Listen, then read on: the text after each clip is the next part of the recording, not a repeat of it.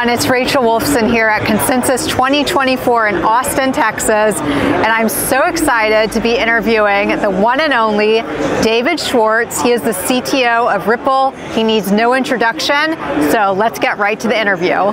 So David, first and foremost, what are your thoughts on Consensus? It's always an amazing conference. It's great to see all the business people and developers, talking to each other. It's a little hard for me to cross the room sometimes, so I get a lot of people who want to talk to me. So, but it is amazing. The energy has been fantastic. Yeah. So you Ripple recently announced a institutional DeFi development. Is that correct?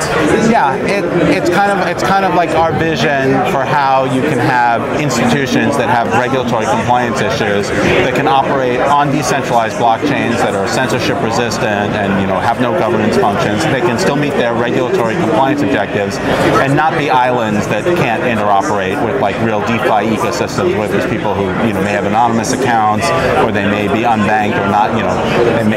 It's a way to have all those two ecosystems work together.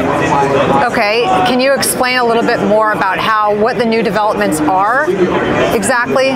Well, so a good example is Ripple launching a stablecoin. So the stablecoin is regulated. It's launched pursuant to licensing that Ripple has. It's one-to-one backed with US dollars. And Ripple has to go through, know your customer and anti-money laundering for any time we issue or redeem. But people will be able to obtain the stablecoin like on dexes and, through exchanges, and they may be able to transact with it in DeFi applications that are censorship resistant and, that are decentralized.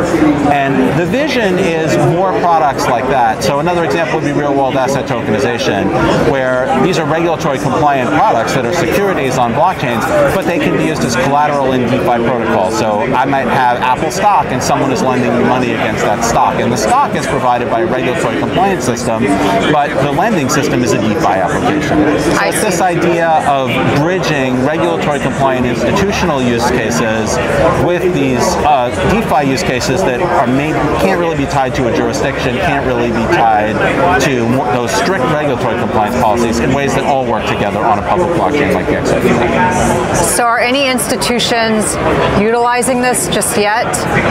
There are a lot of institutions. Well, stablecoin's a good example. There are many stablecoins that are issued in just this way.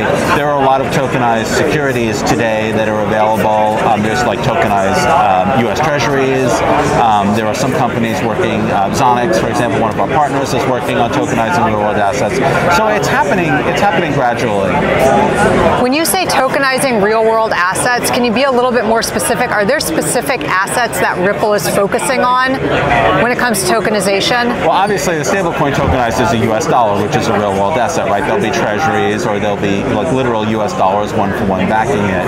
With these securities, there may be specifically treasuries where there's a yield that's delivered to the holder through a regulated product, where the holders probably can't be anonymous; they have to onboard. But those things will still be connected to DeFi applications. Got it. Okay. Does the Ripple stablecoin have a name yet? We will be announcing that at Apex. Okay. Good to know. Any other new developments that you spoke about here at Consensus, or anything that we need to know about? Well, we've announced a couple of other strategies for the XRP ledger. One of them is oracles, which are another example. Like the oracles themselves tend to be regulated institutions. Some of them are DeFi projects, but they enable DeFi applications that are sort of jurisdictionless, like collateralized lending. You can't do collateralized lending if you don't know the value of the collateral. We've also started to talk about a proposal for what we call multi-purpose tokens, which are so the XRP ledger has fungible tokens that are great for things like stablecoins, and it has non-fungible tokens that are great for things like collectibles. But there's sort of like an in-between for things like carbon credits, where they're sort of fungible and like one carbon credit is a lot like another. So you probably don't want like NFTs for them, but they're not really fungible because they're issued against different projects that may have different regimes, and so you have lots and lots of assets. Concert tickets are another thing. They're sort of fungible, but they're sort of not because seats are different, and you don't want 0.997 of a concert ticket. Like, how do we let you in? Or what if we have 100 people that each have 99% of a concert ticket? Like, what do we do? And so these multi-purpose tokens can have regulatory compliance information attached to the token, but they can also have properties that are between non-fungible tokens and fungible tokens that allow you to address these other use cases without kind of bashing a square peg into a round hole. Okay, and that was just announced today, the multi-purpose function? Yeah, I think the first announcement was either in our blog post or in my talk a couple hours ago, both of which I think were today. Yeah. What do you think in terms of the regulatory space when it comes to things like tokenization of real-world assets and just other things that we tokenize? Do you think we're starting to see kind of progress being made on the regulatory side to enable this? Yeah, I think big institutions that have the wherewithal to go through, even in very heavy jurisdictions like the United States, where it's very challenging, the EU, where it's challenging to launch these products, large institutions have really come to believe that there's going to be tens of trillions of dollars in real-world assets tokenized, and they don't want to let somebody else beat them to it. And so we're seeing a lot of interest from like tier 1 banks and very large institutions that have said, like, we're going to have to figure out a way to do this. And obviously, they're going to have to be strict regulatory compliance. This probably won't be assets that like anonymous accounts can hold, but you may be able to do things like borrow against them that will kind of again bridge that gap between the, because if it's completely regulated and only people who onboard with the issuer can use them, there's really no advantage to them being on a public ledger. But we think that even those things can tie into DeFi applications in useful ways. Right, and I just read a great article about credit unions using tokenization for loans and everything. So apparently credit unions, the regulator, he's here, and he's very open to blockchain and tokenization. So we may see it first with credit unions and then maybe larger banks? I hope so, because there's a lot of people who don't have access to good ways to produce yield, low-risk ways to produce yield. And these types of loans, they're great for the people who borrow the money. They can be tax efficient, they can be a way to like juice a little more return. That's not super exciting to me though. What is exciting is people who might have to like stuff money in their mattress will be able to provide pools of liquidity that will back these loans and get a yield that are reasonably low risk in a way that's like an open system that's accessible to people who are very underserved by the existing financial system. So that's exciting to me. Right. Any other upcoming announcements from Ripple that we can talk about or that we can expect maybe at Apex coming up in June in Amsterdam?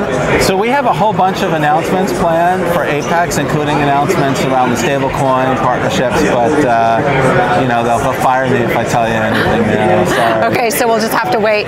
David, any final thoughts or remarks before we end our interview? Anything that you're really excited about?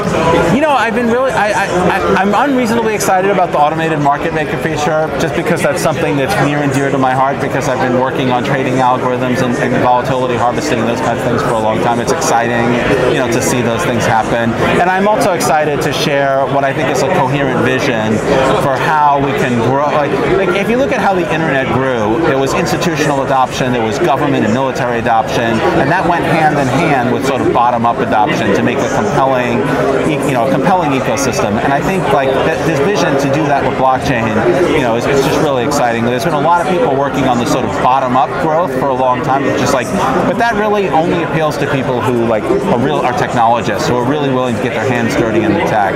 Mass adoption is going to take a mixture of institutional adoption and grassroots adoption. It's exciting to see the industry kind of turning that corner. For sure, the industry is maturing, and hopefully we'll get some friendly regulations that are clear and concise moving forward. I hope so. It hurts me that I have to tell people to avoid the United States when they can, but things have been getting better, I think, in the last couple of months, so I'm hopeful. Yeah, wonderful. Well, David, it's always a pleasure speaking with you. Thank you so much. Same here. Great talking to you, Rachel.